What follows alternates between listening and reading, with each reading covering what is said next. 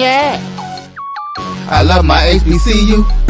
And boy, I love it, love it. I love it, love it.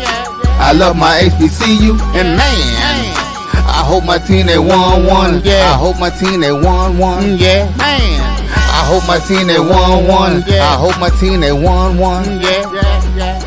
I tune into the HBCU Sports Lab to see if my team won or lost. If they lost, I'm quiet as a mouse. But if they won, keep tab. I'ma do the dab, yeah. Dr. Cavil, he know what he be talking about. Mike and Charles, they know what they be talking about. They compress the analytic data with this hip hop. If you know them like I know them, they gon' tell you if your team, if they won or lost, and who the ball.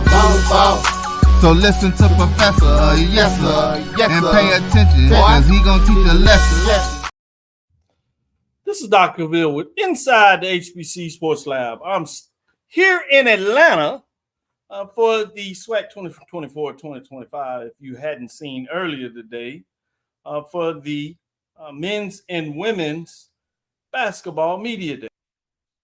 Women's media day, and tomorrow will be the men's media day. I'm here with Charles and AD Drew, who got to be a part of that as Roy did the production for us. So we're here with episode 550. This is Dr. Cavill's Inside the HBCU Sports Lab from the hotel. Welcome to episode 550 of Inside the HBCU Sports Lab radio show and podcast.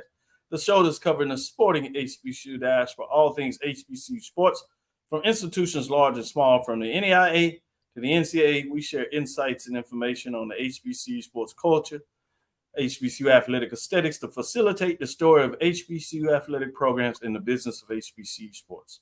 In short, we just call it the HBCU sports pedagogy. I'm your host, Dr. Kenyatta Cavil, along with my co-hosts Mike Walsh and Charles Bishop. We're filming from our home studios and sending a signal live to our KSOH 1230 AM studios with the Texas Radio Hall of Famer, multi-Hall of Famer Ralph Cooper. And again, I can't say from the beautiful home of Texas Southern University because we're in Atlanta. Maybe we can say Clark Atlanta University since I'm always on the mind, or maybe it's Morehouse College on the mind. But here we're in Atlanta, just to let you know what that looks like. With that being said, Charles, how you doing today? Doing well, Doc. I'm like Ernie Banks. Let's play two today. So we had an earlier broadcast, and now we're doing the show tonight. So fun time here in Atlanta today as far as with the SWAC Women's Media Day. I thought we did a great job on that broadcast. Go back and go check it out. But a lot of great things came out of SWAC Women's Media Day today. So we'll get into that as far as getting into the program tonight. No doubt about it. When you say play two today, big news today. But before we show a little sign of it, since it's historic, and we talk about HBCU baseball and those players doing it, we'll make the connection as we can and find a way to do it, even though there's maybe not any direct connection. But we make it do what it's do. With that being said, AD Drew, how are you doing today? Brother, I'm doing fine. Can't put this thing down, man. I'm trying to walk away from this podcasting thing, but it's like that. It's like that girlfriend. You break up with her, you go back. You break up with her, you go back again. So that's what this was. Because I was not planning on going on the air today, doing our first show. I was working behind the scenes for about the first hour and a half, 2 hours of the show, and then when it came time to eat and there was no way to get a break, okay, I guess I got to fill in the gaps as I know how to do this. And then here we go today. But Charles, I got to talk about you, man. You lied to me, man. You said you went back to the hotel and took a nap, man. Man, that bed looked just like when the housekeeper did it, man. You're doing a good job over there, man. What happened? You fell out on the floor? I was not going to be on camera with sheets rumply back there. So, yeah, I made up my bed back there. Hey, you got some home training. Yeah, I got home training. Good stuff there. With that being said, Otani did go 50-50 today. Significant matches. Obviously, we've had a lot of HBCU players that were legendary status in the game of MLB, and this is another historic moment. Yesterday, he stole his 50th base, I believe, and then today he hit the 50th home run, if it wasn't the day before. As we've been on the road and traveling, please excuse me if I get my days mixed up in terms of what took place. But that's a big deal. And with that, I'll just ask you as a general news today, in terms of your favorite HBCU baseball player, maybe who that is, and then what are your thoughts in terms of this 50-50 status in terms of stolen bases and home runs? Yeah, I mean, that is monumental. I mean, 50 home runs or 50 stolen bases. And I mean, just being a fan of baseball, just Ohtani's plate coverage. I mean, it's amazing to sit and watch. I mean, balls that are on the inside, he turns on them. Fastballs that are away, he hits them away. I mean, he is the most complete baseball player that I've seen. Probably since going back to a guy named Ricky Henderson. So that was a guy that I enjoyed watching growing up from a offensive weapon status, but defensively, I'm an Ozzie Smith guy. Who's my favorite HBCU baseball player? Woo, man, that's a tough one. I mean, oh man, come back to me on that one. I got to think on that one for a second now. All right, 80 Drew, you want to test at it? What are your thoughts on 50-50 club? Obviously, we thought 40-40 was a big deal when the keeper hit that. And just last year, we had the 40-70 in terms of stolen bases and home runs. Never been happening. And now we hit a new plateau with 50-50 after the judge obviously tore down everything with his home runs that he made, at least as a New York Yankee hitting a record there. Hitting the threshold, and he's on the gap of being the home run leader this year. But what are your thoughts on 50-50 for Ohtani? Man, it is amazing. When you sit here and think about it, that is both art and skill when you think about 50 home runs and 50 stolen bases. The art part, there is an art to stealing bases. That's why you only have seen 4 people in history steal over 100 bases in a season. Maury Wills being the first, followed by Lou Brock, then Ricky Henderson, and then Vince Coleman. Those are the only 4 players who've ever stolen 100 bases in Major League Baseball. So that is the art part. But the skill to hit a home run, I guarantee you it's easier to steal a base than to hit a home run when it comes to baseball, because you could walk, get on base, and get a stolen base. Here, you could be on the back end of a double steal and get credited for a stolen base. But a home run, whereas you and the pitcher mano a mano, and you got to hit the ball 350, 400 plus feet on the fly. Yeah, that is definitely a skill. And you asked my favorite HBCU baseball player. My favorite HBCU baseball player became my favorite HBCU baseball player after he was one of my favorite players. When then I discovered he was an HBCU guy, and that would have to be Lou Brock, because growing up as a St. Louis Cardinals fan, and mind you, when I was growing up, Lou Brock was coming towards the twilight of his career, but still. Watching the Lou Brock, Charles mentioned Ozzie Smith, went from Lou Brock to Ozzie Smith to Vince Coleman to all through that 80s era. That's when I became, the late 70s, early 80s era. That's when I became a big St. Louis Cardinals fan growing up in St. Louis, Missouri. So. It was later on that I found out that he happened to be a Southern grad. So once I found that up, he just went up even higher on my personal favorite list. Good stuff by both of you all. Charles, did you want to jump back in there, or are you going to still hold it out for a little bit in terms of your HBC? You don't want to tell on yourself? Jackie Robinson, who was the athletic director at Houston Tillotson. Yes, I'm going to go with I like that. And it's accurate when you talk about Houston Tillotson and being the AD there. Excuse me. Can I throw out an honorable mention? Just a quick honorable mention? Yes, sure. Get you. How about Larry Doby of Virginia State? Yeah. First African American in the American League. Excellent. Vince Coleman. I like what he was able to do. So a lot of good ones out there. Andre Dawson. I didn't want to use my FAMU bias there. Yeah, because we're going to get into that. We know you weren't, so we know what that is. how that's going. Ralph Gard, Grambling State, you got that. And the reason those kind of came up to me was the Andre Dawson Ralph Gard Classic that is held by Atlanta, one of Charles' old favorite teams. I don't know if he's still claiming the Atlanta Braves, but I do Marvin Freeman with the Atlanta Braves. I can get into my Braves now. yeah, I figure I'd find a way to tune you up on that one just to let you say it from that perspective.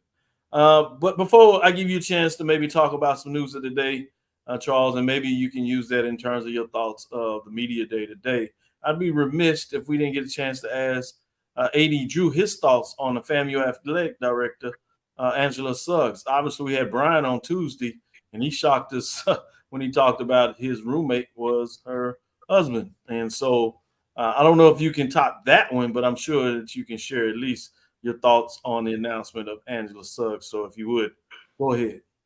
No, I cannot top that with having bumped with the husband of the new athletic director. But I did know of them when they were on campus at Florida A&M University. We didn't necessarily run in the same circles, but I did know of them when we were on campus there together. FAMU Board of Trustees, please don't mess this one up. Don't mess this one up. This is not the basketball coach. This is not the football hire. Let's get this one right, y'all. This should be the quickest nomination to voting to approval in FAMU board history. I'm telling you, there should be no debate. There should be no question. Suggs has interviewed or been considered multiple times, at least 2 times that I know of, for the athletic director's position.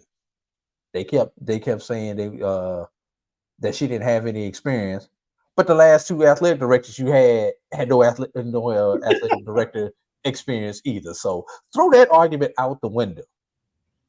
But if you talk about somebody who is somebody in the state of Florida who can navigate and understands the athletic portion of it, having worked at FAMU, having been on the Florida Classic board, chairman of the Florida Classic board, but also has the political clout that you need in that type of position, especially with Tallahassee being the state capital. I think she has the political clout and the political connections that, in my opinion, can help take FAMU to a level that no other candidate, internal or external, can at this point in time. So I am Team Suggs. I'm 100% Team Suggs. If this one goes left, I will be the first one to crack the yolk and put the egg on my face. Something tells me with the interim president and the news moving this fast about the hire, that they, if not okay this, they may have even pushed this to go in this direction. Something tells me, but to your point, I can understand FAMU alumni, their concern based on what has taken place with the athletic hires, basketball coaches of late, but something sneaky suspicion. And I got word of this couple of weeks ago, to be frank with you, but I was asked to shut it down, so I left it there, even with you all, because you didn't share any frame with me, and I didn't want to belabor the point. I knew y'all probably were quietly hearing some things and just held on because of as what you just said about making sure it wasn't messed up, because so many people in your circle support this hire. I caught word through the back channels of this. Honestly, probably within, if not hours, days of the previous athletic director being released, that she was at the top of the list. But once again, because of what we do and the trust that people have in us, you keep this to bed. You keep this on a need to know basis. Oh, I agree. I've been in situations at that like point that, in time, especially when you think you got a winner. It's like the Christmas present when you've shaken the box and you heard about it or you've seen it. You kind of be quiet because you don't mess it up, because you know how your parents would do and be like, oh, so you've been sneaking in the thing. Well, how about we get you a different present and you just sick because you like, I know I seen that. And you done unwrapped all your presents not there. And you're like, what happened? They knew you snuck in their cookie jar. So I get it. With that being said, before we go to our first break, Charles, give me your thoughts on today in terms or if you wanted to go in a different direction with some news of the day, you can do that as well. No, I thought today went very well, and I think it was very well received. Kudos to the SWAC for putting a spotlight on basketball, especially when we're starting to get into the thick of things with regards to football. But SWAC Women's Media Basketball Day, and then you have the men on tomorrow. But a lot of energy, a lot of enthusiasm in terms of coaches showcasing their teams, and it's the thing that kind of stands out is. You have a lot of roster churning, as you mentioned, a lot of roster overhaul. So it was a lot of coaches really showcasing what they're going to be putting on the court this upcoming season. And we got a lot of great interviews today, and I'm sure we'll talk about it as we move forward in the show. But I thought the energy was very well received today. And then just being here in Atlanta, where this SWAC basketball tournament will take place later on this spring, I think there was a lot of energy in the room. Charles, you've been proud of me today. In between all this, I got a chance to go over to the Fulton County tennis field complex, if you would, because they have the HBCU tennis championship this weekend. So I got a chance to get over there. Ali, as it may seem, is the current provost, Dr. Carl Goodman, who was formerly a tennis coach at FAMU, as you know, AD Drew, and was a championship tennis coach there and built that program, or rebuilt it, I should say, as it one time was very solid. Obviously, people know about Thea Gibson in terms of that work that was able to get done. But he's now the provost at Texas Southern University, but when he was at FAMU, started this tournament. Now the other folks run it, if you would. But he reminded me that the HBCU National Championship took place. It fell right in the spot that's going on now and goes through Saturday without any rain. They might have to push it back or whatever to get the championship in. But it was sunny and looking good today. Great matches, a lot of different institutions out there from the GCAC, now known as the HBCU AC, SIAC, CIAA, MEAC, SWAC, and some independents, A&T, Tennessee State, and Hampton. With men's and or women's teams out there for tennis. So fascinating to see how that worked. It was a great sight to see and just wanted to support and congratulate Carl. This is like the 25th year that he's getting it done. So I thought that was a big deal for anything that lasts that long. Is certainly putting in the work. So he is taking his passion and putting in the work. And it's a living ideal of supporting HBCU tennis programs to get it down there. And they actually pay for the lodging of the teams. They get 2 meals, they get lunch and dinner out there. And so they basically just have to get there, which goes a long way to support those programs in terms of what that looks like. So I did want to cover that and give a shout out to Provost Goodman in terms of what he's getting done.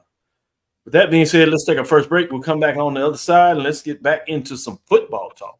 It's football around the corner, Charles. There's football around the corner. We want to talk a little bit about some football. So after this break, we'll be back on the other side to talk about some what? Football. Hey, grab me one too.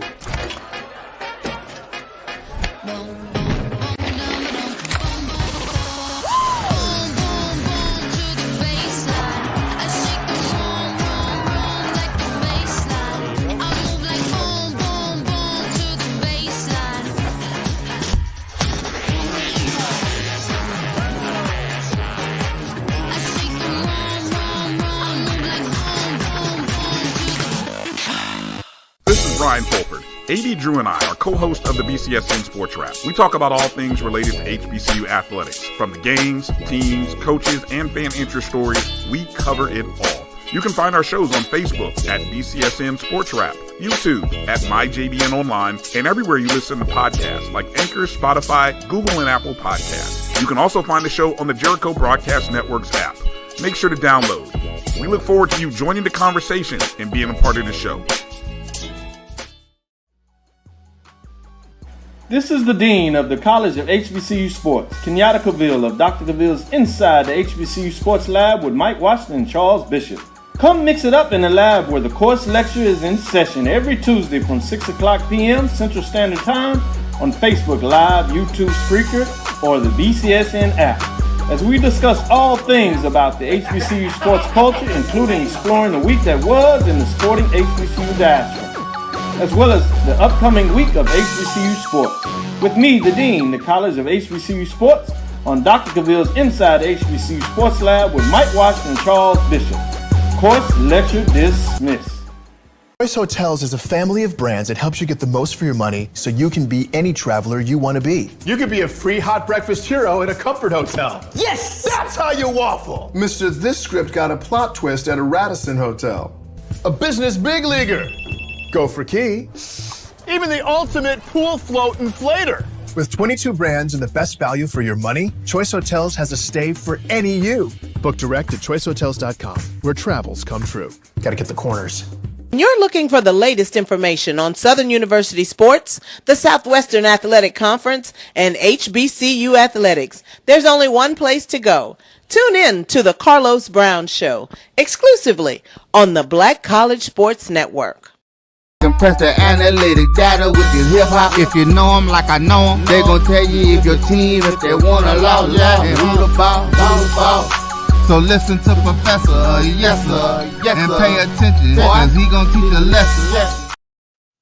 This is Dr. Cavil with Inside the HBCU Sports Lab with Charles Bishop and A.D. Drew. Let's get in some matchups as we span off from Tuesday. We unveiled the top 10, if you would, those receiving votes, so top 7 poll rankings, if you would, for the mid-major division on Tuesday, as we had our first release on the Sunday edition of the major division, if you would.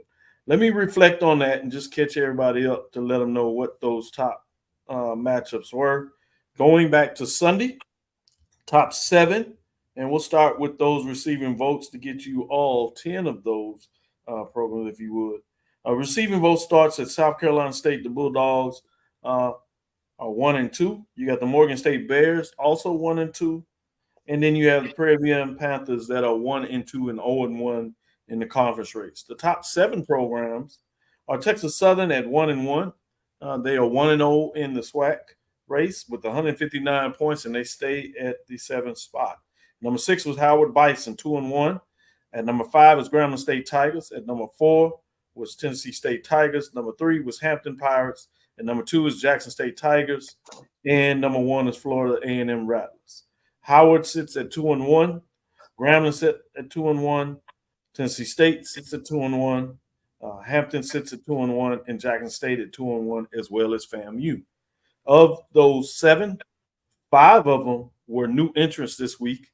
After 5 teams fell out, we've never had that in the top 7 race, but there's always room for something new to take place. And that was Howard, Grambling, Tennessee State, Hampton, and Jackson State that jumped in the race, and Jackson State jumped all the way to number 2. It was fascinating because we have a top 5-7 matchup between number 2 and number 5. We'll talk about that in a little bit. We also have a top 7 matchup with Hampton and Howard. Which is 3 versus 6. But let me give you the mid-major division, if you would. Teams that are receiving votes at the mid-major level were Elizabeth City State Vikings at 2-1, Fayetteville State Broncos at 1-1, Fort Valley State Wildcats at 1-1 and 1-1 in the conference race. Number 7, you have the Florida Memorial Lions that actually jumped into the poll ranks this week. At a 1-1-1 record. Yes, there was a tie, and we talked about why that took place. At number 6, Shaw Bears are 2-1. They fall from the 3 spot. At number 5 is Virginia State Trojans at 1-1, remain there. At number 4 was Virginia Union that also remained in that ranking. You had at number 3, Virginia State. At number 3 is Winston-Salem State Rams, who are 2-1. And then you have Clark Atlanta Panthers that are 2-0-1.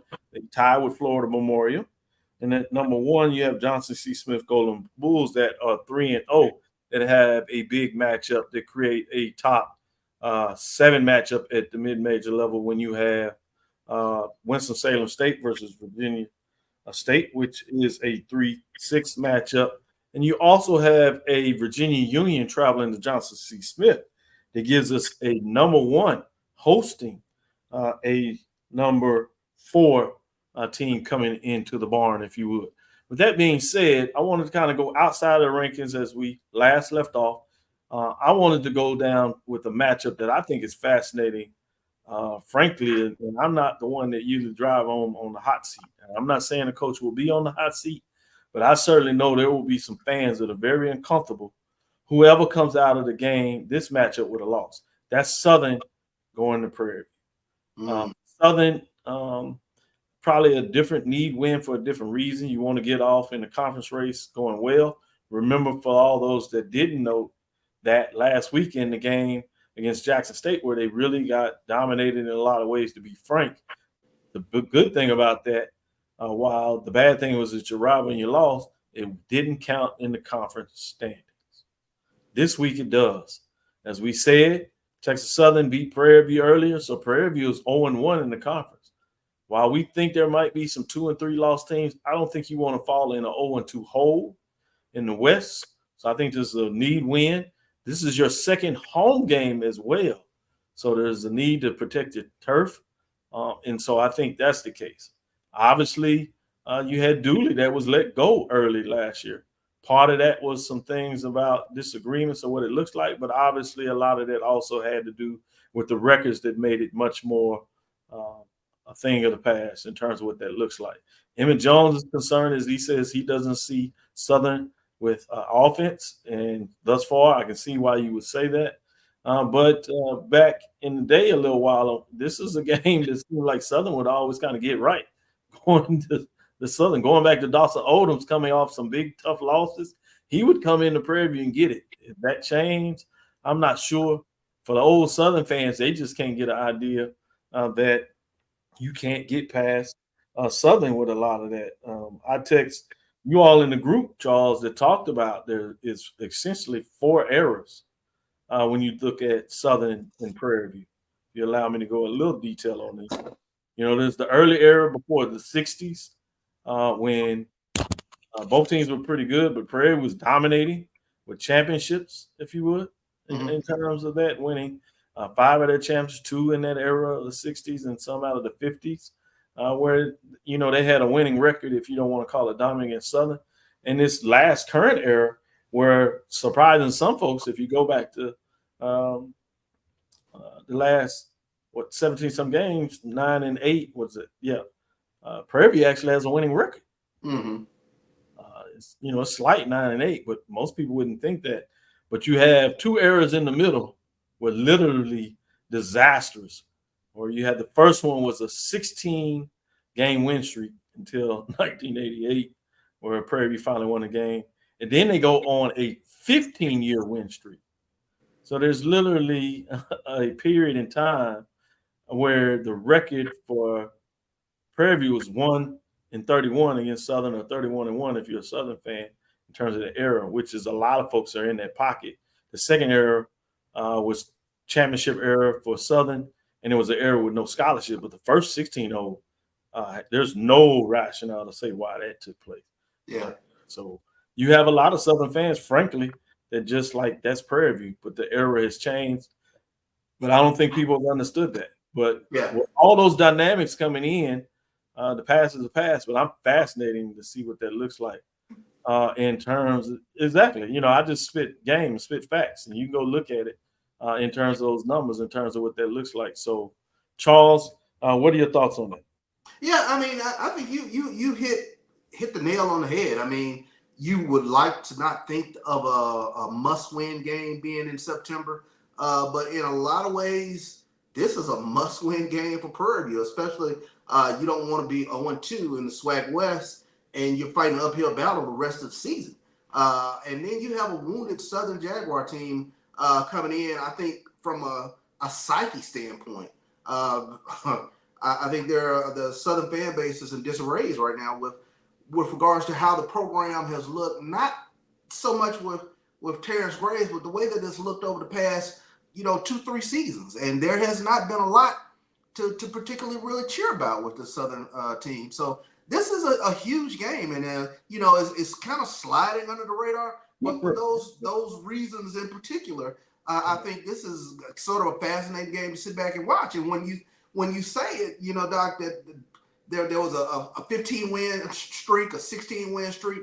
There is a generation that they just cannot fathom a loss to Prairie View. I mean, it was the same thing with Jackson State fans, and for a while, a loss to Prairie View, it's like, what is wrong with our program? So it's very interesting how that dynamic is sitting out there and sitting in play in regards to this game. But we've seen a wounded Southern team go into Prairie View and somehow come away with a win. So this is a big one. This is a very big one for Prairie View this upcoming weekend.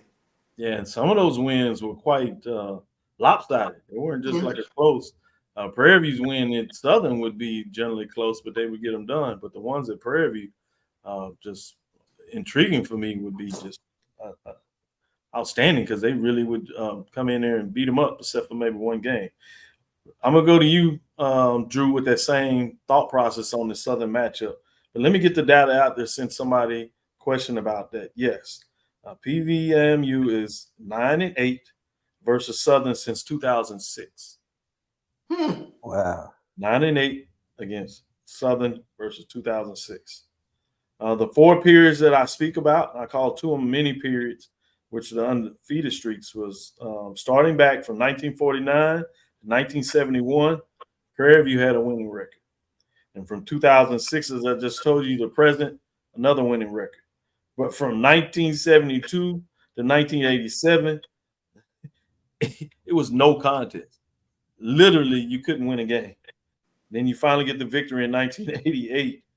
So between 1988 to a victory in 1987. But from 1988 to 2005, you have another losing streak. This one consisted of 15 games. So it's amazing when you break it down and look at the numbers, because I hear people talking about the matchup all the time and they just say this is Prairie View. So I thought it was interesting when I kind of tried to figure out what that looks like, because in the era with KJ Black and with Dr. Henry Fraser III now, that decade was like a 5-5, where the last game Southern won it and actually played for a championship. But that was the era that kind of started the change in terms of not only Prairie View getting some wins, but evening up that series over this period of time. Drew, what are your thoughts? Y'all help me out with some history, Doc. The defending SWAC West champion is who? Prairie View. And prior to Prairie View winning the SWAC West, who won the SWAC West? Alcorn? No, the year before. That was exactly. But we've got 2 fan bases who have forgotten, and it's not like I'm talking about that during that streak that you're talking about in the early 2000s, Doc. I am talking post-pandemic, right? Era that we're talking about. And correct me if I'm wrong, the coach of the SWAC West champion last year was whom? The same coach that y'all will say who's on the hot seat? This stuff just does not add up here, Dr. Cavil. So with all that being said, I'm gonna talk to Southern folks first. Are y'all making a cry for a certain person named Dawson Odoms to, because when I was trying to tell him. I mean, Dawson Odoms wasn't doing that, but if he wasn't winning the SWAC, get to the SWAC championship game, he was there. He won a couple of SWAC titles during his era there. I'm really trying to, because that was before I was MEAC at that point in time. So I need some help with this type stuff because I was MEAC at that point in time. Something about this just does not make sense, Dr. Cavil and Charles Bishop. We are just Yeah, Anyway, I feel in you. an era, hold up, let me. I'm supposed to turn it back over. In an era, first of all, conference play is just getting started. Most people have not even played a conference game yet. Yeah, we know Texas Southern Prairie View plays their first game, but they've been out of it since then. And, we're talking about coach potentially being let go at the end of the season. Come on now, y'all. And last thing, and I'm turning it back over. If we haven't learned anything in the last 3-4 years, where you should figure something out. 2 losses in the SWAC West has not hurt That's a true. champion Very true. because Very true. when is the last time somebody won the SWAC West with fewer than 3 losses? Yeah, it's been a while. It's a point well taken. Charles, you wanted to retort?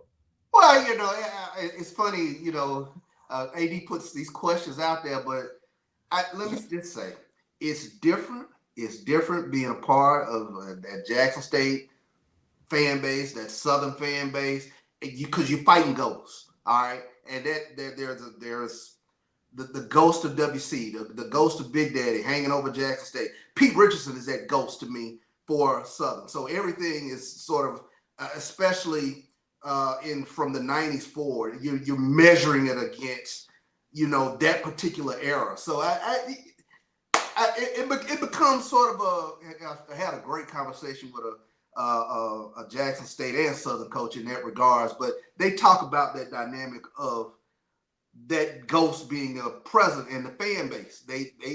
That's how they react. If they don't win in a certain manner, even though the success might be there, but if they don't win in a certain manner, that becomes an issue, and that becomes an issue that just hangs over that particular team. Yeah, and I'll say this and I don't think it's supposed to make sense, and I think we get it twisted because you can have fans and allow them, but that doesn't mean the administration is going to do anything. So I like to separate the two. So I think what I'm saying more is not necessarily a coach on the hot seat from that perspective. I'm just saying the disgruntlement of fans and that fan base will start to further. The unique thing for Prairie View's position, they're not quite as violent and loud. When I say violent, I'm not talking about physically violent. I'm talking about mentally violent in terms of them voicing their frustration. Prairie View does the same thing. There's been a concern about some coaches really going back to Willie Simmons, oddly enough. Yeah. Some folks that were not happy about Willie Simmons over his last couple of years. People are kind of married to what he did that first year, and people think he let a division championship go then when he lost to Graham and ended up winning it. That was his only loss. And you remember the last 2 years, he had good winning seasons, but they were not anything close to a championship. Yeah. So there's some folks that were disgruntled. You talking about having a ghost of Big Daddy, coach of Richardson. You got a ghost of what is now Dr. Henry Frazier III. Yeah. He took him out of the slumber and won a national championship. So there's a lot of folks that are still fans and hated to see him leave to North Carolina Central. And remember, that's not because he got booted out. That's because he wanted to get back closer to home, particularly with his wife at the time, and he went to North Carolina Central. So it was not something that the fans were pushing him out. This is a decision he made. So a lot of folks would love to have him back, to be frank with you. And what has happened after that, while Prairie View has been extremely competitive, one of the unique things about Prairie View is they're a bridesmaid. They had some wonderful teams, and they would come in second place, but they would end up losing to either Grambling or Southern, usually not both, but they would lose the tiebreaker or have one less loss, and those teams would play for a championship when Prairie View had really good teams. And now you get to the fact that they get over the hump in terms of 2 of the last 3 years. So you got a lot of fans that are feeling that we've done what we need to do outside maybe the true fan base that people pickle them for. But in terms of the players in Texas and where they are, they think they should be fighting for a championship. And I know that's weird for other folks, but just like I tell you, when you talk about the records of 9-8, what they have done against Jackson State, what they've done against many of these programs, they've been bridesmaids and they felt that they should be playing for the championship. The last thing I'll put on this that I think is fascinating, think about this. There was a coach that played for a championship in back-to-back years, and he's no longer a head coach at all. That's Dooley. Dooley played for a championship at Prairie View, and then went back the next year and played for a championship with Southern. Yeah. No longer a head coach. So while you talk about the West is fickle in that terms of that, but for whatever reason, I don't think people understand the uniqueness of how Prairie View fans feel about their position of what it needs to be playing for a championship. And as much as Jackson State and Southern think it's their right, and now Alcorn over there, you got Prairie View fans that believe it is their right, particularly whether it's young fans that are used to winning against these programs. I just told you the date. These folks coming in 2006, they don't see anything magical about Southern. Hell, they got a winning record. They used to winning against Southern, frankly. And then you go back again, I tell you about those folks in the 60s that won national championship and beat Southern to sleep, 50s and 60s. Some of those folks, particularly 60s, still around. They have nothing fascinating to say about Southern. They think about the days that beat them, and they still trying to understand why y'all allow Southern to do stuff. So on this side of the tracks, as you want to say, it's a totally different framework about how you all may feel about Southern. FAMU Southern as a rival there, or Jackson State rival there, they be like, that just Southern. Can I say something about, since you mentioned the Prairie View coaching staff, I got to say something about the Southern coaching staff. You know, you talk about the craziness of running Dooley out of town, and then Southern goes and hires probably the greatest quarterback, one of the greater quarterbacks that we've seen in SWAC history with the Totten Rice duo, and he's the quarterback coach at Southern. And then they go and also and hire a guy who took his team to 3 Celebration Bowls. He's not even an assistant head coach. He's a position coach there at Southern. So talk about how crazy some of this stuff is. And I'm talking about Fred McNair when I say that, you know. So you're right, Dr. Cavil. This stuff is weird when these teams get getting together. And Doc, you talk about Prairie View being a bridesmaid. It's just odd. I mean, they lose to Jackson State in the SWAC championship. That might be a once in a 10-year team. The history still being written on that. And the same in regards to losing to FAMU. I mean, because you think about all the pro players that were on that FAMU team. So that could be a once in a 10-year team. History still being written. But that's it's very interesting that the bridesmaid perspective from the Prairie View fan base. Right. So we're way above it. Let's take a break here, but I think that was great discussion and giving people some insight that they probably just don't normally get. And so wanted to share that when I hear all the talk about Southern and how they have dominated, frankly, a lot of other teams, but it's not the case for Prairie. People just don't really. Well, stick with us. We'll be back at the break, and we'll talk a little bit more about some of these top 7 matchups, and we'll call it a show. Choice Hotels is a family of brands that helps you get the most for your money so you can be any traveler you want to be. You could be a free hot breakfast hero in a comfort hotel. Yes! That's how you waffle. Mr. This script got a plot twist at a Radisson hotel. A business big leaguer. Go for key. Even the ultimate pool float inflator. With 22 brands and the best value for your money, Choice Hotels has a stay for any you. Book direct at choicehotels.com, where travels come true. Got to get the corners.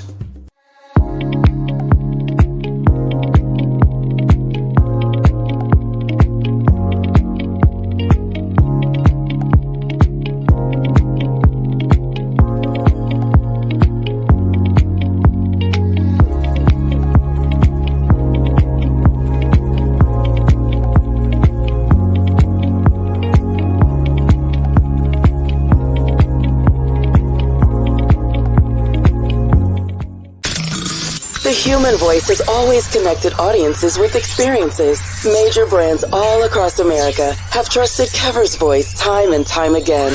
Conversational, powerhouse, intelligent, and sincere. That's the voice you need for your creative marketing process. KeversVoice.com. Kever's Voice, Kever's Voice, KeversVoice.com. Always on, all the time. Since 2002, Empowerment Resources, Inc., a nonprofit organization, has empowered more than 1,500 youth and adults in Duval and surrounding counties. Through its programs, Journey into Womanhood, Girls Mentoring, Life Skills for Teens, and parenting education coaching. To get involved with programs, volunteer, or donate, visit www.empowermentresourcesinc.org. Follow us on social media, facebook.com/empowerment.resources and instagram.com/empowermentJAX. Troy, you work here? I'm never not working. Like Head & Shoulders Scalp Shield technology, up to 100% dandruff protection, even between washes. Never not working. Never not working. Never ever not working. Head & Shoulders Scalp Shield, never not working. When you're looking for the latest information on Southern University sports, the Southwestern Athletic Conference, and HBCU athletics, there's only one place to go. Tune in to the Carlos Brown Show, exclusively on the Black College Sports Network. Compress the analytic data with your hip hop. If you know them like I know them, they gon' tell you if your team, if they wanna lose, and who the ball. So listen to Professor, yes sir, and pay attention, cause he gon' teach a lesson. This is Dr. Cavil's Inside the HBCU Sports Lab. As we get into our last segment, I want to talk about some of these top 7 matchups. First, if you would, let me do the mid-major version of this. I want to look at this 3-6 matchup with Winston-Salem State coming in at number 3 against Virginia State Trojans. They were picked in the preseason to win the CIAA. I have them ranked this week in week number 2 for them at number 6. So this is a conference matchup that features top 7 teams. Again, 3 versus 6. So, AD Drew, what are your thoughts in terms of the Rams heading to Virginia to take on the Trojans? Can the Rams continue this magical season in terms of them looking like they're in championship form? Will the Virginia State take the next step to show, no, we're going to fight for our own championship in the CIAA? People have forgotten that at one point, Winston-Salem was the winningest program in the 2000s before they went on this recent 5-year slide that they have been on. So for Winston-Salem to be back in the football business in the CIAA, at least for the younger generation, the Steve Gaithers of the world, there's something right about that, Dr. Cavil. There is something right about that. And Virginia State, we keep talking about Prairie View being a bridesmaid like we did that last segment. Heck, we could say the same thing about Virginia State. Because if it wasn't for Bowie State or Virginia Union, Virginia State would have won that CIAA North many times. So both of these teams, this is a proving game. For Virginia State, y'all thought we were a top team coming out. This is our opportunity to prove it against a team who, let's be real, when they got the schedule and they got those schedule posters back in July, they didn't circle this game. They put W next to this game. They didn't circle this one as a we got to play hard or something like this. They probably chalked this one up to a win. For Winston-Salem State, a victory here, they can no longer sneak up on anybody in the CIAA. Let's keep one last thing in mind, Dr. Cavil. This is only game 1 of the CIAA conference season. That's a big deal. I like that. Charles, what are your thoughts in terms of this top 7 matchup, 3 versus 6? Yeah, I think it's absolutely a proven game, and I think one of those games that really kind of turned everybody's heads in regards to Winston-Salem State is the way they fought tooth and nail with supposedly a faster, stronger North Carolina A&T game. A rivalry be damned. But I think when you take a look at it, Winston-Salem State coming in 2-0, a lot of momentum, big overtime win last week over Ohio Dominican. And what sort of Virginia State team are we taking a look at? Are we taking a look at the one that was dominant in the win over Benedict? Or what are we taking a look at with regards to this Virginia State team? And I think, if history is any reminder, I think, the CIAA North had dominance over the CIAA South for a little while. So that you have that factor going in. But I think it'll be a real interesting look-see to see which team comes out on top. But I'll take Virginia State at home. I like what Henry Frazier was able to do, and I saw some things with them in that Hall of Fame game win over Benedict. I like the way you framed it, not only as a top 5 matchup, as AD talked about this being the first week of conference play, and this is the matchup you get. We're going to stay with you, Charles, but now we're going to go to another top 7 matchup, and this one features the number 1 team for the second consecutive week at Johnson C. Smith Golden Bulls. And boy, are they hot. 3-0. They've been number 1 for the second consecutive week, which surprised a lot of folks when they were in the top 7, and then their ascension to the number 1 spot. People were pleasantly surprised from many, but to think they could do it 2 weeks in a row, undoubtedly is throwing some people off.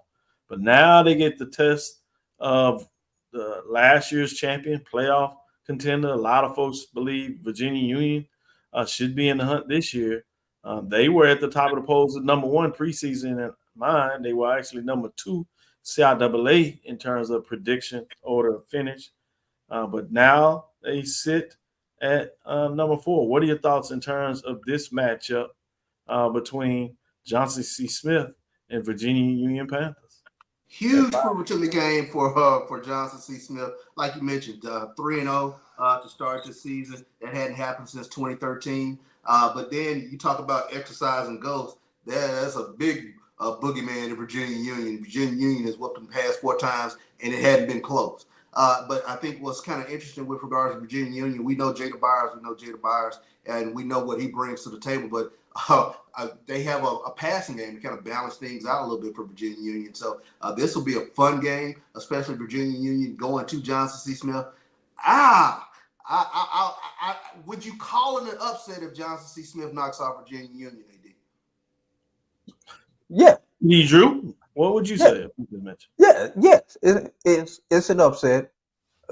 It's Virginia Union, a team that has dominated the CIAA North, Bowie State, Virginia Union. I mean, what more can you say? Not only have they dominated, but the North has dominated the South, except for Fayetteville State. Now, we talk about this Johnson C. Smith team, who comes in 3-0.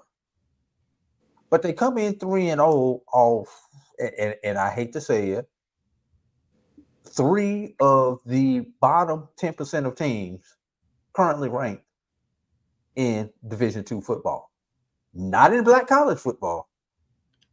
All of Division II football, all 100, and I believe it's 161, 162 teams, something along that line. These are the bottom 10%.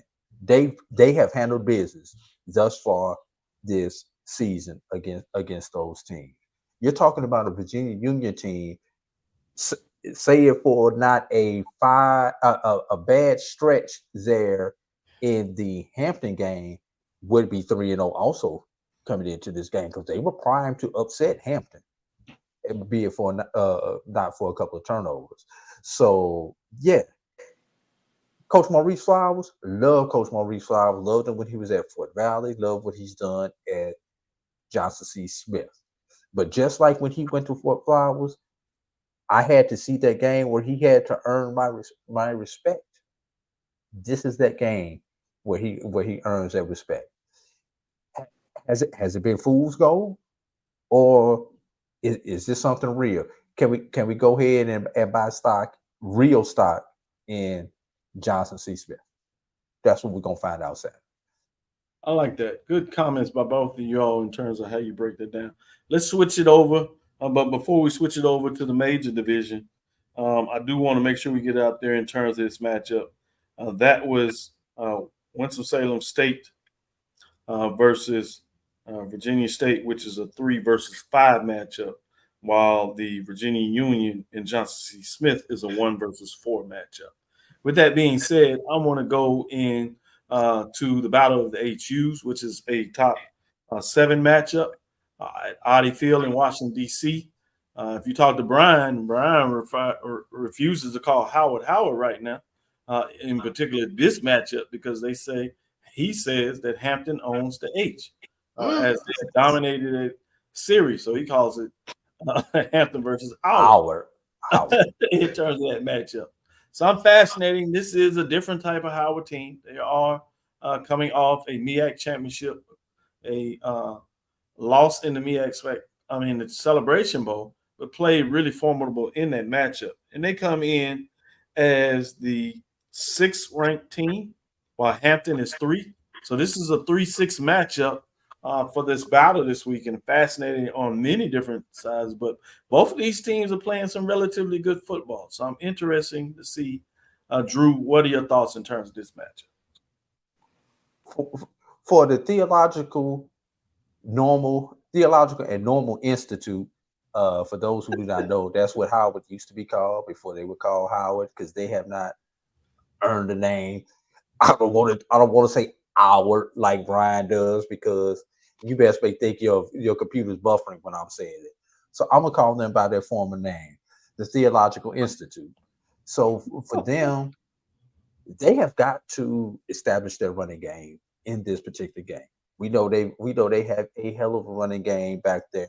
My question is, who's going to be the quarterback for Howard? Starting quarterback did not play last week against Morehouse. Backup quarterback played, but it was against Morehouse. So what's going to be out there? But speaking of quarterbacks, Hampton has their own quarterback. I don't know if it's a controversy or what, but they've been playing 2 guys all season long. Last year's starter and the starter from 2 years ago. So this is going to be an interesting matchup. But if past performance is indicative of future results, you have to ride with Hampton in this game, because Howard, even when they've had the better team, has shown that they will find a way to take defeat from the jaws of victory. Good stuff. Let's go to this last game. I'm sure this one that Charles specifically has an interest in. It's in Grambling. I've learned over the years that as much as Jackson has had their way with Grambling and Jackson, maybe, it's certainly different in Grambling. It seems like Grambling, will, no matter what type of team they have, what ways it comes down to those games, that Jackson State has had a problem winning in Grambling. But they turned the table as they won their last game in Grambling. So it's interesting when you talk about this matchup here. Is a matchup that features number 2 Jackson State that vaulted back in the poll rankings. Preseason, they were in the top 7. They slightly dropped out, but they not only jumped in, but they jumped all the way back to number 2 after dominating Southern. I'm sure their fans would feel glorious, even though, again, this doesn't count in the conference race. If they could find a way to put one on Grambling and take 2 L's to the Louisiana schools and say the Louisiana for them stands for L. But with that being said, I'm fascinated with this matchup when you talk about 2 versus 5, with Grambling State coming into the rankings this week at number 5. AD Drew, what are your thoughts in terms of this matchup? Who are these teams that we have playing here, Dr. Cavil? These teams have played in FBS, they played in FCS, and they played in Division II. So who are these 2 teams that we are talking about here, Dr. Cavil? This is the first time, I think, this year where we're really going to find out what each of these teams are made of. Both these teams have shown that they want to run the ball. Grambling has the preseason player of the year, Miles Crawley, as a signal caller, one of the few quarterbacks of our HBCUs that you could actually call by name. So what are we going to see here? It's really going to be interesting. Correct me if I'm wrong. Grambling has to go into the hole for this game. Yes. Yeah. I mean, Grambling's at the hole. Jackson has to go into the hole. It's just something about playing in that hole that concerns me. But if there's ever a team that can find a way to pull it out, I think if it's a close game, I think I have to go edge Jackson State. If it's a blowout, I think it's going to be a blowout by Grambling. Good one. Charles, you can talk about this game, but you can start with the Howard Hampton. I know I didn't give you a little space to give any final thoughts on that, and then you can break down your thoughts on this Jackson Grambling matchup. Yeah, I mean, if you go back to Howard Hampton, I think AD touched on it, and what would be interesting, I know both teams can run the football when you talk about Jared Hunter, Eden James, and Elijah Burrs for Hampton. But I think that game does come down to quarterback play. Jalen Tolbert, like you mentioned, big day last week against Morehouse. MEAC Offensive Player of the Week. Does he come back? Do you ride the hot hand and have him play in this huge rivalry game. And that being said, Chris Zealous and Malcolm Mays for Hampton. Who is the hot hand, because they've been playing two quarterbacks, if you will, over the past few weeks. And that was a statement game, I think, with Hampton against Norfolk State. They really smashed them, almost put up 500 yards total offense, if I'm not mistaken, 466 yards of total offense. But that will be a game where you sort of wonder, can Howard figure out whatever it is to get their H back? So all strengths at some point have to come to an end. I like Howard in that particular game. Fast forward, let's talk about Jackson State and Grambling. You talk about fighting ghosts. Grambling has always been a ghost for Jackson State up until recent history. Jackson State riding, if I'm not mistaken, 3-game win streak against Grambling. And, you're talking about a generation that doesn't know anything about those ghosts of previous years. So you're talking about going into Grambling, always a tough place to play in the hole. It's going to be a near capacity crowd from what I'm understanding. But I think, Jackson State is up for this game. This, I think, will be the first week they really get a quarterback that can test them downfield. So can they get to Miles Crowley? I think that's going to be the big question in this game. Jackson State, thus far, from a defensive perspective, they've looked apart. They are a very physical team. Grambling, it should be of concern that they gave up over 200 yards last week to Texas A&M Commerce, and that's something Jackson State can do. They can run the ball, and they have multiple backs. Where you're talking about Tyron Terrell, who's a scat back. You're talking about others that can, Irv Mulligan, who can run in between the tackles. They got two other backs that I call kind of Swiss Army knives. Not only can they run the ball, but they can catch the ball out of the backfield. That's going to be a tall task for Grambling to kind of stop. So I'm expecting Jackson State to go into the hole and get the win and kind of keep the momentum going. Good stuff for this football week. We talked about 4 top 10 matchups. Couldn't ask for more of a great weekend. Catch us in the morning. We'll be back at it. We'll talk with the men's and give you some insight of what the men of the SWAC in terms of the media they think coming into the season. So jump back up with us in the morning. We'll give you that updates. We'll give you some updates to let you know if we'll have our Friday edition of Inside the HBCU Sports Lab as well. On Saturday, make sure you turn in for Carlos Brown. And then on Sunday, we do our weekend edition of Inside the HBCU Sports Lab. We'll unveil for the second week, we'll unveil our top 7 teams in the major division. And then you can close out the night with Brian and Jamie as they get it going for Sports Wrap. That being said, I want to say thank you for listening to Inside HBCU Sports Lab. AD, go ahead. Want to remind everybody, after Doctors is closeout, switch over to ESPN Plus. Ebba Waters and Benedict are playing right now. Good catch. Appreciate you with the love representing as you provide us with the television edition of what goes on in the SWAC and keeping your eyes. You're releasing your places to watch HBCU games. Are you going to be able to release that this week? I'll be working on that after we get off this podcast tonight. Hopefully, I should have that posted sometime tomorrow. So check out BCSN and you'll find out everywhere that you can see your SBC games at. You start tonight. With that being said, again, thank you for listening to Inside the HBCU Sports Lab. Make sure you share our podcast with your friends and colleagues. I am Dr. Kenyatta Cavil, the Dean of HBCU Sports, come from inside the lab in the College of HBCU Sports with Mike Washington, Charles Bishop.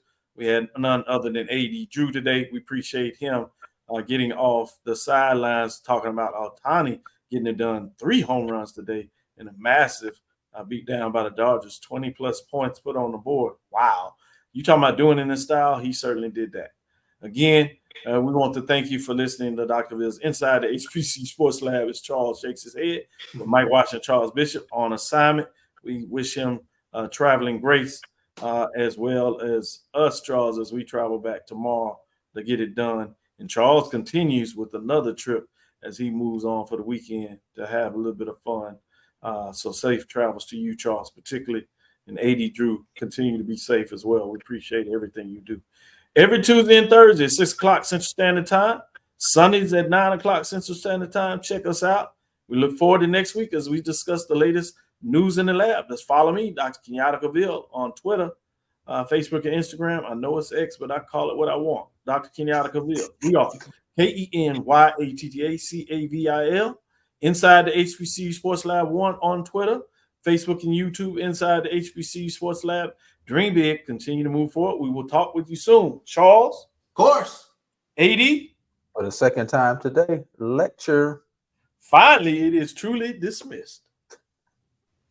Have a good night. Ever Waters, Benedict, ESPN Plus. Thank you.